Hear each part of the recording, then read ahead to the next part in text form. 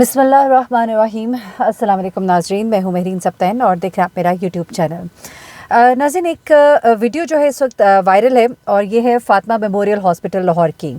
ये वीडियो जब मेरी नज़र से गुजरी मुझे बड़ी तकलीफ़ हुई और मैं बात की तरफ डायरेक्ट ही आऊँगी क्योंकि आप लोग मुझे कहते हैं कि बड़ी लंबी तमहीद आप बांध देती हैं, लेकिन क्या करूँ कि हमारे माशरे में इतनी सारी ख़राबियाँ हैं कि जब वो मेरे सामने आती हैं तो मुझसे रहा नहीं जाता उसके बारे में कुछ बोलने पर। लेकिन पहले ख़बर की तरफ आ जाते हैं। तो ख़बर कुछ इस तरह से है कि फ़ातिमा मेमोरियल हॉस्पिटल में एक साहब जो हैं वो वहाँ पर आते हैं। वो ज़ोर ज़ोर से चीख रहे होते हैं, ज़ोर ज़ोर से चीख रहे होते हैं। लोग उनको चुप कराने की कोशिश कर रहे होते हैं, लेकिन वो कहते हैं नहीं यार, ये मेरी बेटी का मामला है, ये मेरी बच्ची का मामला है। तुम्हारी बच्ची का मामला होता तो मैं तुमसे पूछता। तो फिर वो जो उनके गार्ड्स वगैरह हैं, बुज़ुर्ग हैं, वो कुछ आते हैं, लेकिन कमाल ज़ब्त के साथ उन्हें कहते हैं नहीं बुज़ुर्गों तुसी पीछे हट जाओ।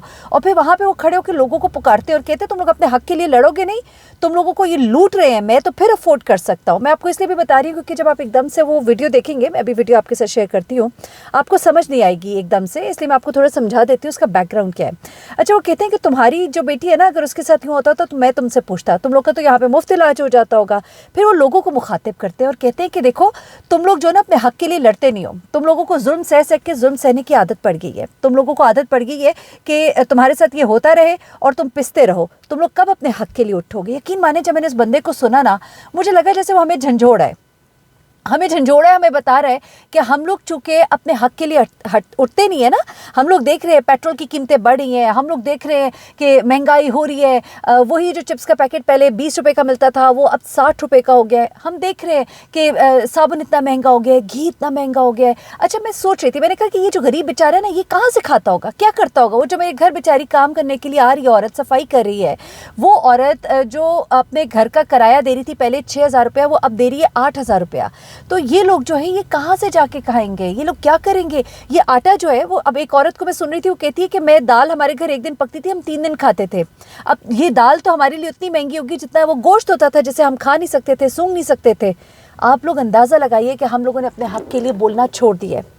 हमने अपने हक़ के लिए बोलना छोड़ा और यही वजह है कि अब हम जो है ना पिसते ही चले जा रहे हैं। ये कीमतें बढ़ती चली जा रही हैं। IMF के हमारे ऊपर कर्जे चढ़ते चले जा रहे हैं। इस शख्स के साथ क्या हुआ? बेसिकली हुआ ये कि इस शख्स की मुझे जो अभी तक डिटेल्स मालूम है, जो मैंने अभी पता कराई हैं, जो मेरे रिपोर्टर ने मुझे कुछ पता करके वहाँ से दिए हैं, हुआ कुछ यूँ था कि ये जो साहब है, इनकी बेटी कुछ दिनों से बीमार थी।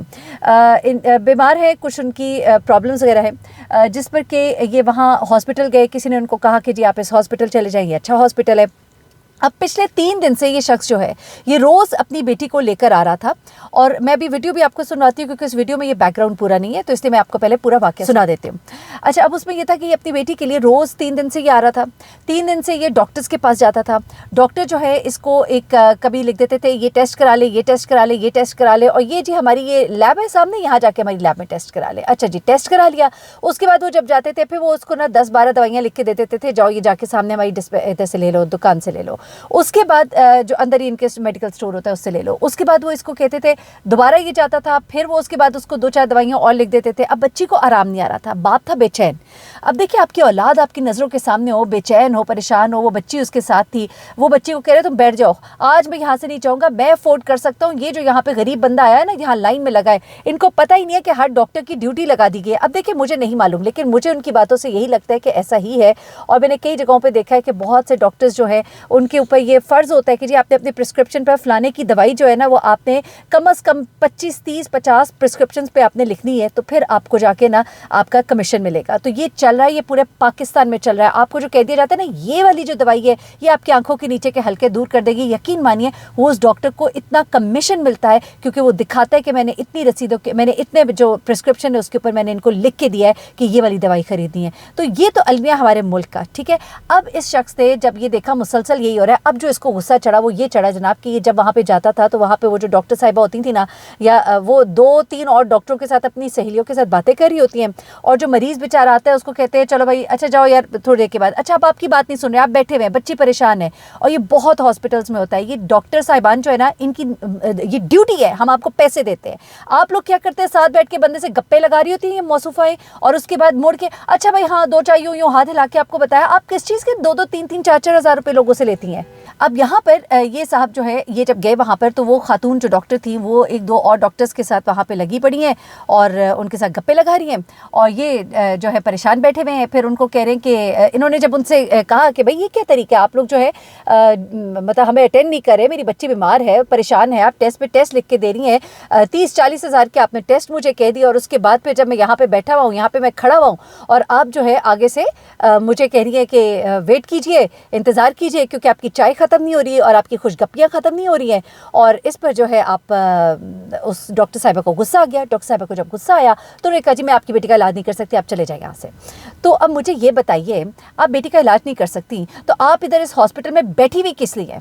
आप इस वक्त, मैं बड़ी माजरत के साथ, आप इस वक्त मुलाजिम हैं, आप मुलाजिम हैं इन मरीज़ों की, इन लोगों की। मैं ये कहना नहीं चाहती थी, डॉक्टर की बहुत रिस्पेक्ट है, आप उनकी बहुत रिस्पेक्ट करें, लेकिन जहाँ पर आप लोग इस तरह का रवैया रखते हो, कि मैंने रवैया देखा हुआ है, मैंने सुना हुआ है, मैंने कई दफ़ा डॉक्टर्स को, ठीक है अगर वो मुझे जानती हैं या कोई और ताल्लुकात है तो वो हमेशा बड़े अच्छे से, लेकिन जो बेचारा गरीब आया हुआ है उसको इतने बुरी तरीके से कई दफ़ा ट्रीट करते हैं। हर कोई ऐसा नहीं है, कुछ लोग इतने बेलौस से, यकीन मानिए आगे बढ़ के, मैंने इवन यहाँ तक देखा अपनी जेब से लोगों के लिए दवाइयाँ खरीदते हुए भी कुछ लोगों को देखा है, लेकिन ये आटे में नमक के बराबर है। तो इस शख्स ने जो वहाँ पे शो डाला, मैं इसके बिल्कुल साथ हूँ।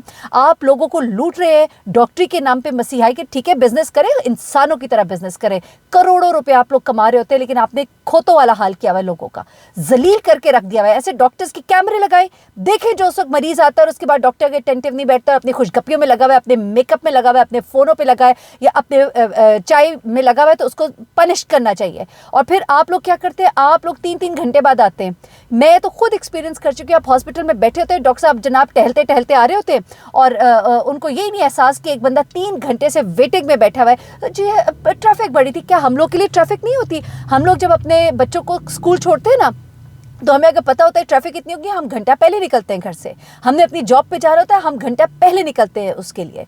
आप लोगों को पता है प्राइवेट पेशेंट बैठा हुआ है, आप उसका इंसानों वाला हाल तो करते ही नहीं, आप तो ज़िबा करते हैं लोगों को।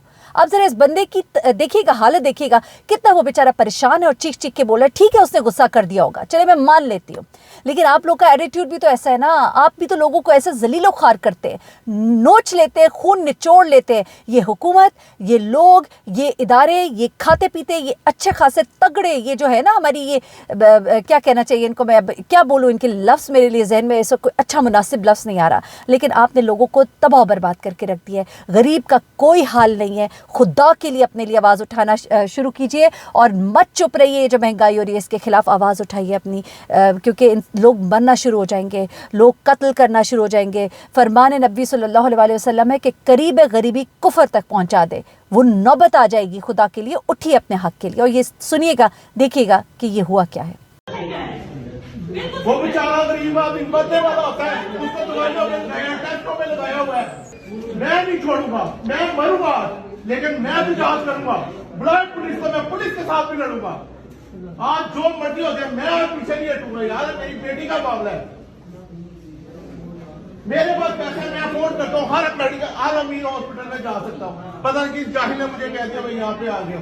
वो अदर अफसर जाती है, उसका अपना मूड है, वो उसका अपना मूड है। डॉक्टर कहता है मैंने तेरी बेटी का ट्रीटमेंट नहीं करना, वो मर जाए चाहे, मैंने ट्रीटमेंट नहीं करना। लेकिन नहीं बुजुर्गों, नहीं, आपकी मेहरबानी, नहीं आपकी मेहरबानी, आवाम की आवाज नहीं आप बंद कर सकते।